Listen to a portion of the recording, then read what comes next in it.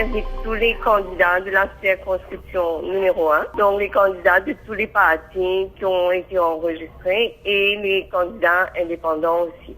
Les candidats qui seront présents, nous espérons qu'ils seront bien présents parce que les habitants vont aller voter le 7 novembre, donc ça aurait été bien qu'ils voient devant eux les candidats aussi. Donc ce sera pas forcément un tour de table. Les questions sont déjà dans la lettre d'invitation, donc les candidats savent quelles sont les questions qui vont être adressées. Et ce sera à qui voudra répondre à la question qui le touche le plus, ou alors c'est à eux de se décider entre eux qui veut débattre sur la question. Maintenant, ce n'est pas du tout un débat entre politiciens. C'est un échange avec les citoyens. Et c'est surtout l'engagement qu'ils vont prendre, le commitment par rapport aux questions qui leur seront adressées. Donc, il y a une liste de thèmes qu'on a abordés.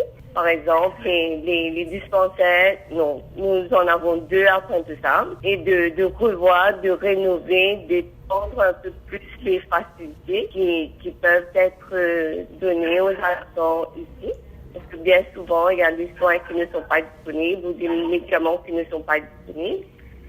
Et aussi, on demande à ce qu'il y ait un daycare center pour les enfants de bas âge, pour que les mamans, parce qu'on reproche à l'agence féminine de ne pas contribuer à l'économie du pays, c'est parce que justement les mamans doivent s'occuper de leurs enfants, de leurs bébés. Donc si on veut que les femmes puissent pas être travailler, parce qu'il y a des femmes qui veulent travailler mais qui sont